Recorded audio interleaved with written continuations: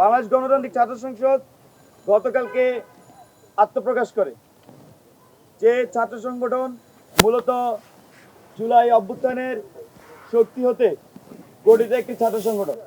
আমরা দীর্ঘদিন এই ছাত্র সংগঠনের জন্য ঢাকা বিশ্ববিদ্যালয় সহ বিভিন্ন বিশ্ববিদ্যালয়ে আমরা কাজ করে এসেছি। সেখানে আমরা শিক্ষার্থীদের সাথে মত বিনিময় করেছি, শিক্ষার্থীদের থেকে আমরা তাদের মতামত শুনেছি এবং নতুন বাংলাদেশে ছাত্র সংগঠন কেমন হতে পারে সেই বিষয়গুলো আমরা শিক্ষার্থীদের থেকে তাদের মতামত নিয়ে আমরা সেগুলো কিন্তু পেপার ওয়ার্ক করেছি। আমরা কিছু বিষয় খুবই কমন দেখতে পাই, সেটি হচ্ছে শিক্ষার্থীরা বিশ্ববিদ্যালয়গুলো সহ দেশের কোনো ক্যাম্পাসেই লেজুর ভিত্তিক ছাত্র রাজনীতি চায় না। ফলত আমাদের বাংলাদেশ গণতান্ত্রিক ছাত্র সংসদ আমরা সিদ্ধান্ত নেই আমাদের এই ছাত্র সংগঠনটি কখনোই লেজুর ভিত্তি করবে না এবং একই সাথে এই ছাত্র সংগঠন গণতান্ত্রিক উপায়ে কাউন্সিলের মাধ্যমে বটম টু টপ অ্যাপ্রোচে তাদের নেতৃত্ব বাছাই করবে। এছাড়াও আমরা দেখি যে অনেক ছাত্র সংগঠনের মধ্যে বয়স নিয়ে অনেক ধরনের প্রশ্ন আছে। আমাদের এই ছাত্র সংগঠনের জন্য আমরা কিছু সিদ্ধান্ত নেই, যেগুলো বেশিরভাগ শিক্ষার্থীরা আমরা যখন জনমত জরিপ করে তারা সাজেস্ট করেন। যেমন তার মধ্যে অন্যতম প্রধান একটি হচ্ছে আমাদের এই সংগঠনের কেন্দ্রীয় কমিটিতে সর্বোচ্চ বয়স 28 বছর হবে। এছাড়াও বিশ্ববিদ্যালয় বা কলেজ শাখা সমূহ কমিটিগুলোতে যারা নেতৃত্বে থাকবেন তারা ভর্তি হওয়া থেকে সর্বোচ্চ 7 বছরের মধ্যে নেতৃত্বে আসতে পারবেন।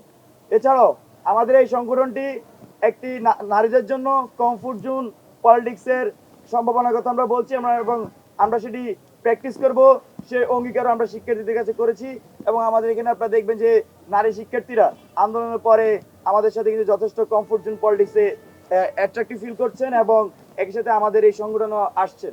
এই সব কিছু মিলিয়ে গতকাল যে ঐতিহাসিক মুহূর্ত, সেই ঐতিহাসিক মুহূর্তে আমরা মধুর ক্যান্টিনে আমাদের ছাত্র সংগঠনের ঘোষণা করা হয়েছিল, কিন্তু সেখানে কিছু অনাকাঙ্ক্ষিত ঘটনা ঘটে। সেই অনাকাঙ্ক্ষিত ঘটনার জন্য আমরা দুঃখ প্রকাশ করছি। এই মর্মে যে বিশেষ করে বিশ্ববিদ্যালয়গুলো ক্যাম্পাসগুলোতে কোনোভাবেই কখনোই আমরা চাই না যে কোনো ধরনের উত্তেজনাকর পরিস্থিতি তৈরি হোক।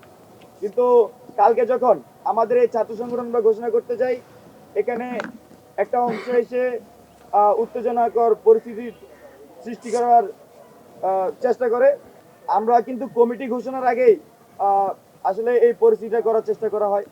তবে প্র্যাকটিক্যালি যে বিষয়টি হয়েছে, আমরা কিন্তু এখানে বাংলাদেশের যে বিশ্ববিদ্যালয়গুলোতে রাজনৈতিকভাবে সচেতন বিশ্ববিদ্যালয় থেকে শুরু করে আমাদের এখানের যে পাবলিক বিশ্ববিদ্যালয়, প্রাইভেট বিশ্ববিদ্যালয়, কলেজ, মাদ্রাসা, বিভিন্ন ধর্মবর্ণ নির্বিশেষে কিন্তু আমরা আমাদের পূর্ণাঙ্গ কমিটির তালিকাটি করি। কিন্তু দুঃখজনক হলো সত্য, কালকে সেটি আমরা প্রকাশ করতে পারিনি।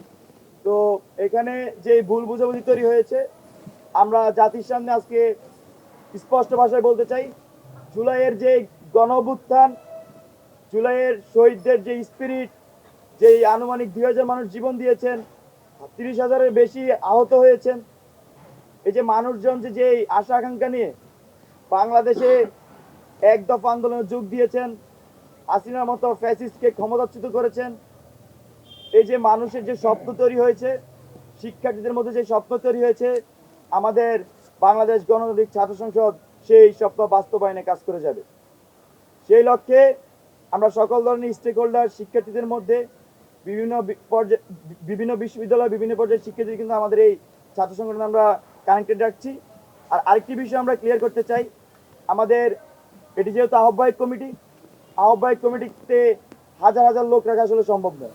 যেটা আমরা করতে পারি, আহ্বায়ক কমিটির কাজ হচ্ছে কমিটি আহ্বান করবে এবং বিভিন্ন ইউনিট ভিত্তিক তারা কমিটি প্রস্তুত করবে এবং পরবর্তীতে কাউন্সিলের ভিত্তিতে সেখানে পূর্ণাঙ্গ কমিটি প্রকাশ পাবে। তো এটি একটি দীর্ঘ প্রক্রিয়া, সেখানে কমপক্ষে 6 মাস সময় লাগবে। আমরা আজকে পূর্ণাঙ্গ কমিটি ঘোষণা করব। বাংলাদেশ গণতান্ত্রিক ছাত্র সংসদের কেন্দ্রীয় আহ্বায়ক আবু বকর মজুমদার, কেন্দ্রীয় সদস্য সচিব জাহিদ হাসান, তারপরে হচ্ছে মুখ্য সংগঠক তাহমিদ আল মোদাসির চৌধুরী এবং মুখপাত্র আশরাফা খাতুন। কেন্দ্রীয় যুগ্ম আহ্বায়ক তহিদ মোহাম্মদ সিয়াম, যুগ্ম আহ্বায়ক নুরুল গনি সগির, কান্তালাত মাহমুদ রাফি চট্টগ্রাম বিশ্ববিদ্যালয়, জুবাইর হোসেন ঢাকা কলেজ, মোহাম্মদ আব্দুল করিম নূর নবী জগন্নাথ বিশ্ববিদ্যালয়, মেহেদী সজীব রাজশাহী বিশ্ববিদ্যালয়, নাইম আক্তার রিতা জগন্নাথ বিশ্ববিদ্যালয়, জয় বিশ্বাস, রূপাইয়া শ্রেষ্ঠা তঞ্চঙ্গা, আবদুল্লাহ মোহাম্মদ তানবীর, তোফাজ্জল হোসেন সাদাত, মিতু আক্তার, ফারাবেজ ইসান ব্রেক, মাহফুজুর রহমান চট্টগ্রাম বিশ্ববিদ্যালয়, মুক্তেশন মুক্তার, সোহানুর রহমান সোহাগ, সাব্বির আহমেদ, জানে আলম অপু, মোহাম্মদ জোবায়ের সাফওয়ান, মোহাম্মদ মাহফুজুর রহমান, রিপন চৌধুরী, তুহিন আহমেদ ঢাকা আলিয়া, মহিউদ্দিন, সোহেল রানা সাব্বির, মোহাম্মদ তামিম হোসাইন, আবু বকর, জাফর ইমাম, গোলাম কিবরিয়া অপু, আসাদুল্লাহ, ইমরান নাজির, রেজওয়ান শরীফ, মারুফ হাসান প্রান্ত ইউলেব, রেজায়ে রাব্বি জায়েদ তিতুমির, এস এম ফয়জুল্লাহ, ইশতিয়াক আহমেদ শিয়াব, নিজামুদ্দিন, জহিরুল ইসলাম।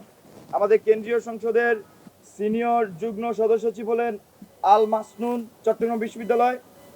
আর যুগ্ম সদস্য সচিবগণের নাম ঘোষণা করা হচ্ছে: সালাউদ্দিন আম্মার রাজশাহী বিশ্ববিদ্যালয়, সাইফুল ইসলাম, সানজানা আফিফা অদিতি, আজিজুল হক,